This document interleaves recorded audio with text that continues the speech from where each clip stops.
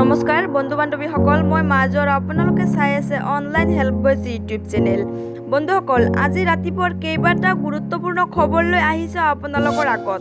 তো বন্ধুসকল, ভিডিঅ'টো স্কিপ নকৰি একেবাৰে শেষলৈ চাই থাকিব। বন্ধুসকল, ভিডিঅ'টো ভাল লাগিলে এটা লাইক কৰিব। আপোনালোকৰ এটা লাইকত আমাক আগলৈ ভিডিঅ' বনোৱাত উৎসাহ যোগায়। আৰু চেনেলটোত যদি আপুনি নতুনকৈ ভিজিট কৰিছে তেনেহ'লে চেনেলটো ছাবস্ক্ৰাইব কৰি ওচৰত থকা বেল আইকনটো বজাই দিব, যাতে যেতিয়াই মই যিবোৰ নতুন ভিডিঅ' আপলোড কৰোঁ তাৰ নটিফিকেশ্যন সকলোতকৈ আগত আপোনাৰ মোবাইলত যায়। তো বন্ধুসকল, আহক আমি ভিডিঅ'টো আৰম্ভ কৰোঁ। বন্ধুসকল, প্ৰথম খবৰটোৱে হৈছে গুগল প্লে ষ্ট'ৰৰ পৰা আঁতৰাই দিয়া হ'ল পেটিএম। সকলো ধন সুৰক্ষিত, বিবৃতিৰ জৰিয়তে দাবী কৰিলে সংস্থাই। 197 কমিউনিকেশ্যন নামৰ এটা সংস্থাৰ হাতত আছে পেটিএম মালিকীস্বত্ব। ৰহস্যজনকভাৱে গুগল প্লে ষ্ট'ৰৰ পৰা আঁতৰাই দিয়া হ'ল জনপ্ৰিয় পে'মেণ্ট এপ পেটিএম।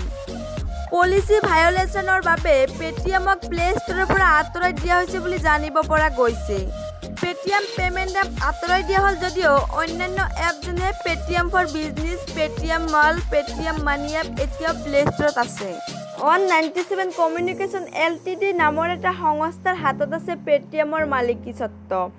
টুইটাৰত বিবৃতিৰ জৰিয়তে পেটিএমৰ তৰফৰ পৰা কোৱা হৈছে যে নতুন ডাউনলোড বা আপডেটৰ বাবে এণ্ড্ৰইড এপ সাময়িকভাৱে গুগল প্লে ষ্ট'ৰৰ বাবে আঁতৰোৱা হৈছে, কিন্তু অতি শীঘ্ৰে আকৌ প্লে ষ্ট'ৰত উপলব্ধ হ'ব পেটিএম পে'মেণ্ট এপ। বন্ধুসকল, দ্বিতীয় খবৰটোৱে হৈছে এতিয়াৰে পৰা বিমান যাত্ৰাটো লাভ কৰিব ইণ্টাৰনেট। ভিস্তাৰা আৰম্ভ কৰিলে ফ্ৰী ৱাইফাই। ভিস্তাৰাই উৰাজাহাজৰ ভিতৰত ৱাইফাই আৰম্ভ বয়িং 787 ড্ৰিমলিনাৰত কৰিছে। বৰ্তমান সময়ত এই উৰাজাহাজ ৰাজধানী দিল্লীৰ পৰা লণ্ডনলৈ যায়। প্ৰথমে এই ৱাইফাই বিনামূলীয়া হ'ব, কিন্তু পিছৰ সময়ত কোম্পানীয়ে আন কিছুমান পৰিকল্পনা গ্ৰহণ কৰিব। শীঘ্ৰে ভিস্তাৰাই এই সুবিধা এয়াৰবাছ A321 নিঅ' এয়াৰক্ৰাফ্টতো এই সেৱা আৰম্ভ কৰিব। উল্লেখ্য যে টেবলেট, মোবাইল, লেপটপত এই ইণ্টাৰনেট সেৱা ব্যৱহাৰ কৰিব পৰা যাব।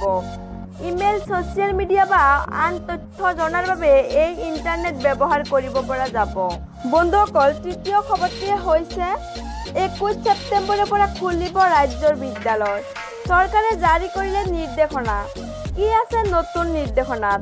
কৰোণাতংকৰ বাবে মাৰ্চ মাহৰ পৰাই বন্ধ হৈ থকা ৰাজ্যৰ শিক্ষানুষ্ঠানসমূহ পুনৰ 21 ছেপ্টেম্বৰৰ পৰা খোলাৰ দিহা কৰা হৈছে। নৱমৰ পৰা দ্বাদশ শ্ৰেণীলৈ আৰম্ভ হ'বলগীয়া শ্ৰেণীসমূহৰ ক্ষেত্ৰত ৰাজ্যৰ শিক্ষা বিভাগে কেতবোৰ নতুন নিৰ্দেশনা জাৰি কৰিছে। কি আছে চৰকাৰৰ নতুন নিৰ্দেশনাত চাওঁ আহক। প্ৰথম 15 দিনৰ বাবে চৰকাৰে জাৰি কৰা নিৰ্দেশনা বাহাল থাকিব আৰু 15 দিনৰ পিছত চৰকাৰে পৰিস্থিতি পৰ্যালোচনা কৰি যাৱতীয় সংশোধনীৰ ব্যৱস্থা কৰিব। নৱম আৰু দ্বাদশ শ্ৰেণীৰ বাবে সোমবাৰ, বুধবাৰ আৰু শুকুৰবাৰে পাঠদান কৰা হ'ব। দশম আৰু একাদশ শ্ৰেণীৰ পাঠদান হ'ব মঙলবাৰ, বৃহস্পতিবাৰ আৰু শনিবাৰে।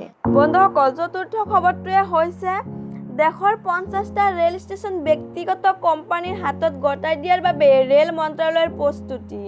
ৰেল মন্ত্ৰণালয়ে দিল্লী, মুম্বাই সহ প্ৰায় 50টা ৰেল ষ্টেচন PPP মডেলৰ অধীনত ব্যক্তিগত কোম্পানীৰ হাতত চমজাই দিয়াৰ বাবে প্ৰস্তুতি চলাইছে। কেৱল এয়াই নহয়, ডাঙৰ ৰেল ষ্টেচনসমূহো বিমানবন্দৰৰ দৰে উন্নত কৰা হ'ব বুলি জানিব পৰা গৈছে। ইফালে মন্ত্ৰণালয়ে লোৱা এই সিদ্ধান্তৰ বিৰোধিতা কৰিছে ৰেল ইউনিয়নে। আনহাতে ব্যক্তিগত কোম্পানীক 60 বছৰৰ বাবে এয়া লিজত দিয়া বুলি ঘোষণা কৰাৰ পাছত আদানী, GMRকে ধৰি ছিংগাপুৰৰ কোম্পানীয়েও ইয়াৰ বাবে ইচ্ছা প্ৰকাশ কৰিছে। এই সন্দৰ্ভত নীতি আয়োগৰ চেয়াৰমেন অমিতাভ কান্তই কয় যে যেতিয়া ব্যক্তিগত বেংক খোলা হৈছিল তেতিয়া SBI বন্ধ হৈ গৈছিল নেকি? নতুন প্ৰযুক্তি আহিব, উন্নতি হ'ব। তো বন্ধুসকল, ভিডিঅ'টো শেষলৈ চোৱাৰ বাবে ধন্যবাদ।